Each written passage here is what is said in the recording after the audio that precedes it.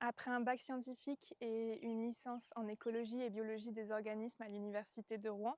j'ai intégré une école d'ingénieur en agronomie et agro-industrie pour apporter une dimension plus scientifique et plus opérationnelle aux connaissances très théoriques que j'avais pu acquérir jusqu'à présent. Et j'ai commencé ma carrière en 2021 en tant que chargée d'études dans le privé et j'apportais un appui plus scientifique aux conseillers de terrain en grande culture.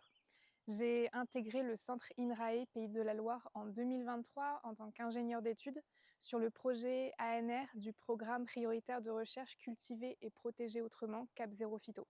Cap Zéro Phyto, c'est un projet qui vise à étudier l'immunité naturelle du pommier, c'est-à-dire sa capacité de défense face aux bioagresseurs et son intégration dans une approche agroécologique de protection des vergers. Et donc en 2024, j'ai saisi l'opportunité de poursuivre mes travaux sur ce projet dans le cadre d'une thèse appliquée à la modélisation en agronomie. Mes expériences professionnelles m'ont permis de me familiariser avec les enjeux de la filière arboricole, c'est-à-dire le maintien de la qualité des productions, la lutte contre les bioagresseurs, la réduction de l'usage des produits phytosanitaires et le maintien des performances économiques en verger. Aujourd'hui, pour le pommier, il existe des modèles qui permettent de prédire l'intensité d'attaque des bioagresseurs, la qualité des fruits, le rendement en fonction de la météo et des pratiques agricoles, mais ces modèles n'intègrent pas la composante immunité, c'est-à-dire la capacité de l'arbre à se défendre et les facteurs qui la font varier. Donc, dans le cadre de ma thèse, je cherche à optimiser un modèle d'arbre fruitier virtuel qui permet de prédire la qualité et le rendement des fruits en parcelle en y intégrant cette composante immunité dans une approche de protection agroécologique des vergers. Je travaille plus spécifiquement sur la tavelure, une maladie fongique causée par le champignon Venturia inequalis qui va attaquer les arbres et causer des lésions sur les feuilles et les fruits du pommier.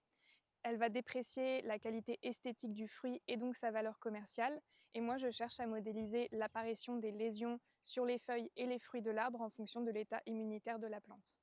Pour ça, je réalise des observations sur les parcelles de l'unité expérimentale horticole INRAE et je compare des arbres sur des parcelles qui n'ont pas reçu de traitement à des arbres sur des parcelles qui ont reçu des traitements qui vont venir stimuler la défense des pommiers, qu'on appelle aussi stimulateurs de défense des plantes. J'utilise ensuite ces données pour modéliser l'apparition des lésions sur des arbres non traités, puis la différence qu'on observe sur des arbres traités avec des stimulateurs de défense des plantes. À terme, je travaillerai avec un ingénieur du réseau DEFI, Ferme, et un réseau d'arboriculteurs pour intégrer des données récoltées en parcelles de production.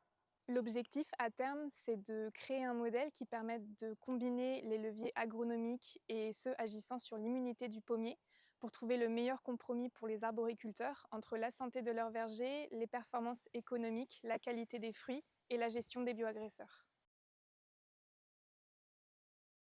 Le doctorat, pour moi, c'est la suite logique de ma carrière pour m'ouvrir des portes dans le monde de la recherche. Ce que j'aime vraiment, c'est pouvoir formuler mes propres hypothèses, trouver des méthodologies pour y répondre, travailler en autonomie et avoir des responsabilités. Le doctorat, pour moi, c'est aussi l'occasion de rencontrer des chercheurs français et internationaux et de découvrir les avancées dans le monde de la recherche en modélisation, en phytopathologie et en agronomie.